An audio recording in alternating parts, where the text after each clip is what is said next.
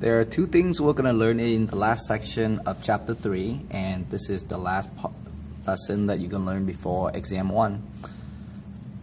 I want you to understand what a z-score is and percentiles. Z-score is just numbers, so z could be -4, -3, -2, -1, 0, 1, 2, 3, 4. Z won't get any larger than that, but z-score is just one of those numbers, and it tells us something about our data. So it's really just a number that indicates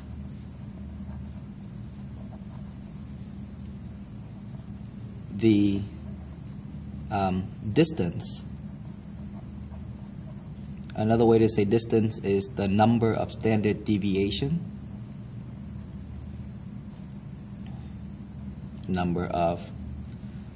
from the average, which we call the mean of our data or our sample data. Okay.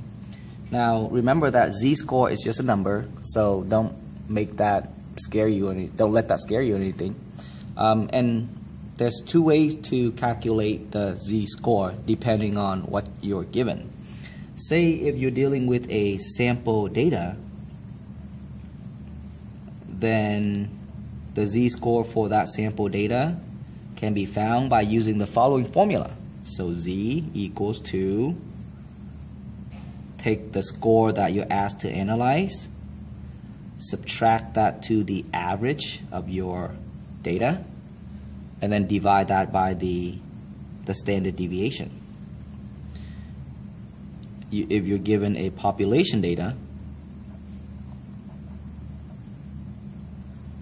then the z-score can be found by taking the data that you're asked to analyze, subtract that to the mean of your population, divide that by the standard deviation of your population. And that gives you a number. It's going to be one of these numbers. Okay? If that number happens to be equal to 0, then it tells us that our data that we're asked to analyze is the same as the mean. Okay? If it was 0, if the z-score is 1, then it tells us that the data that we're asked to analyze is pretty close to the average, but it's off by the same amount as the standard deviation. If the z-score that came back to be -1, it means that the data that we're asked to analyze is smaller than the average, but it's still not too far away. Let me show you how to find one of the z-scores. Suppose if we take a sample of 2,000 high school students. And remember that there's a lot of high school students, but we're just taking a sample, which is a small population, a sub-collection of the population. And we're going to analyze their SAT scores. So out of these 2,000 students, we found that the mean, the average of the SAT scores is 550, and the standard deviation is 75. So the average score is 550. Their standard deviation is 75. So here's the question. Suppose Joe scored 475 on his SAT score. What is his z-score? So Joe scored 475. His z-score can be found by using this formula, which is for the sample, because we're dealing with a sample. Go ahead and replace the value in there. So I'm gonna replace x with 475. X bar is the average, which is 550. S is the standard deviation, which is 75.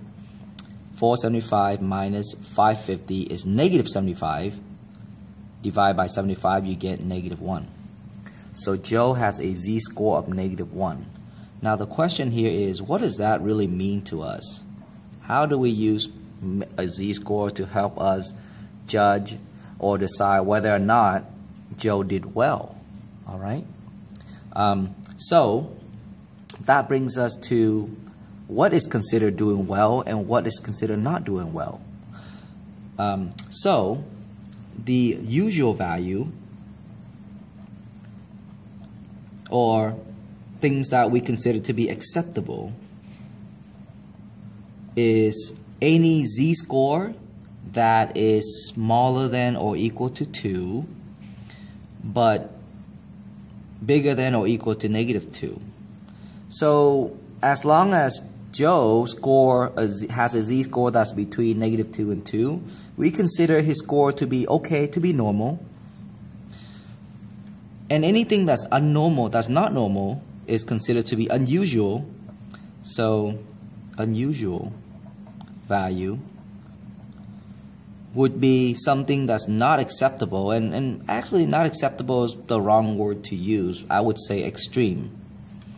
Because if he gets a z-score that's really high, that's out of this range, it doesn't mean that's unacceptable. It just means that he did really well on the test. So let's call this extreme value. Unusual refers to extreme. So anything that's extreme would be a z-score that is greater than 2, or something that's less than or equal to less than -2. So either he's really smart, he knows almost everything, or he has no idea what's going on the test because he's so far away from the average. Okay, so these are considered to be extreme. These are acceptable. So here's just a graphical look at what it means to be within the ordinary value, which means acceptable usual value. It has to be between -2 and 2. If the z-score is between -2 and 2, it's acceptable. Anything above or out of these range, it's extreme. So we conclude that because Joe has a z-score of -1 here, okay, is it unusual or usual for Joe to receive 475? Because Joe's z-score is -1, it is usual because Joe is one standard deviation to the left of the mean. So he's doing okay. I mean, he's not too bright, but at least he's within the acceptable range because he's around the average.